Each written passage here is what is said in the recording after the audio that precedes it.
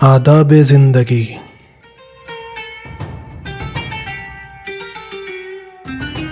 آداب خانہ داری، سفر کے احکام، لباس کے آداب اور بھی دیگر آداب جاننے کے لیے دیکھیے تہذیب الاسلام۔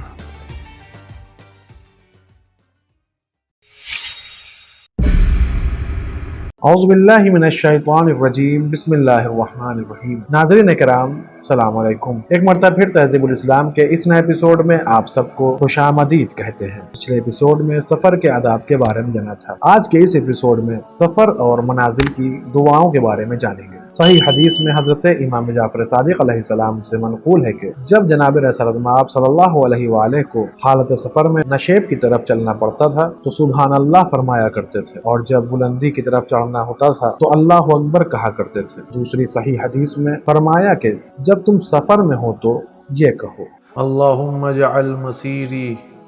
عبرا وسمنی تفکرا وکلامی ذکرا۔ معتبر حدیث میں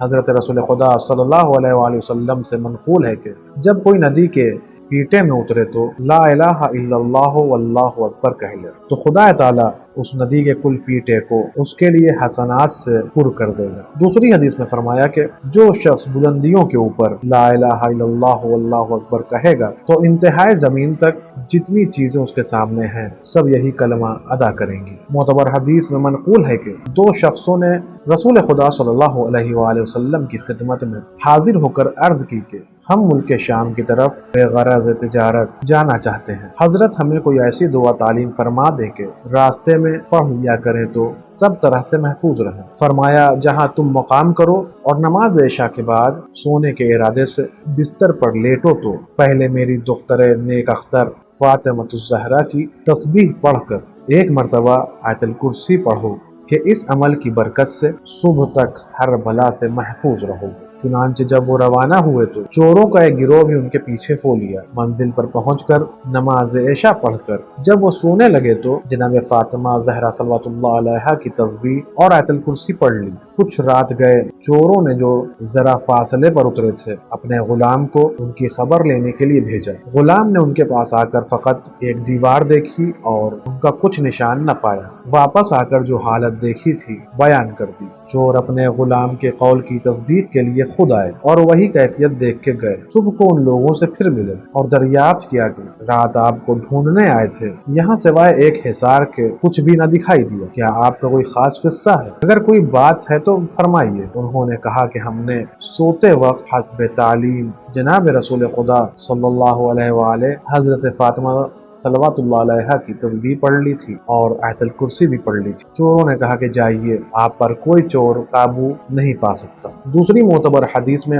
حضرت سے منقول ہے کہ جس شخص کو ایسی منزل میں اترنے کا اتفاق ہو جہاں درندوں کا خطرہ زیادہ ہو تو اسے یہ دعا پڑھ لینی چاہیے: اشہد ان لا الہ الا اللہ وحدہ لا شریک لہ، لہ الملک ولہ الحمد بیدہ الخیر وہو علی کل شیء قدیر، اللہم انی اعوذ بک من شر کل سبع۔ اس دعا کے پڑھنے سے یہ اثر ہوتا ہے کہ جب تک اس منزل سے روانہ نہ ہو لے گا درندوں کے شر سے محفوظ رہے گا۔ معتبر حدیث میں حضرت امام جعفر صادق علیہ السلام سے منقول ہے کہ جس شخص کو کسی ایسی جگہ جانا ہو جہاں کسی طرح کا خوف ہے تو اسے یہ آیت پڑھ لینی چاہیے: رب ادخلنی مدخل صدق واخرجنی مخرج صدق واجعل لی من لدنک سلطانا نصیرا۔ جب وہ شخص یا چیز جس سے خوف کرتا ہے سامنے آ جائے تو آیت الکرسی پڑھ لے۔ دوسری حدیث میں فرمایا کہ جس وقت تم سفر یا بیابان میں ہو اور جنوں یا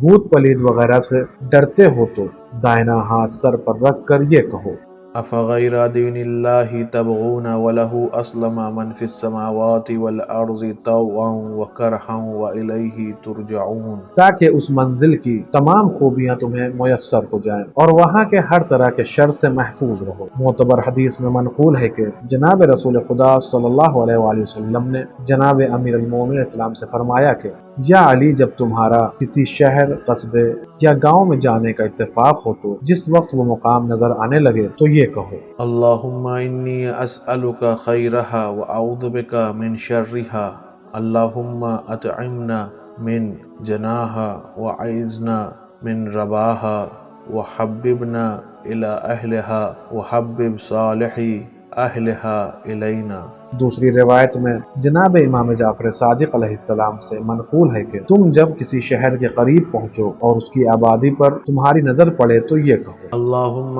رب السماوات السبع وما أزلت ورب الأرضين السبع وما أقلت ورب الرياح وما زرت ورب الشياطين وما أزلت أسألك أن تصلي على محمد وآل محمد وأسألك من خير هذه القرية وما فيها وأعوذ بك من شرها وشر ما فيها۔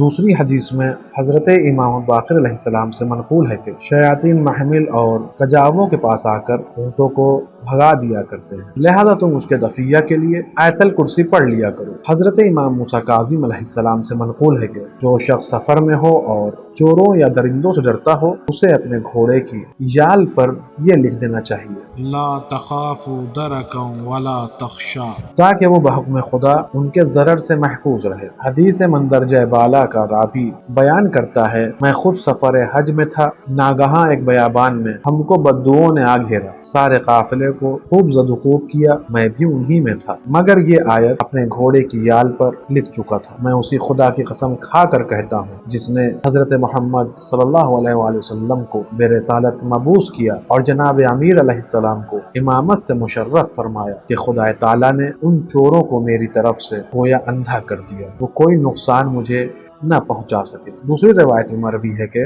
جب جناب رسول خدا صلی اللہ علیہ وآلہ وسلم کسی سفر میں جاتے اور رات ہو جاتی تو یہ دعا پڑھ لیا کرتے تھے یا ارض ربی وربک اللہ وأعوذ بالله من شرك ومن شر ما فيك وسوء ما يدب عليك وأعوذ بالله من أسد وأسود ومن شر الحية والأقرب من شر ساكن البلد ومن والد وما ولد اللهم رب السماوات السبع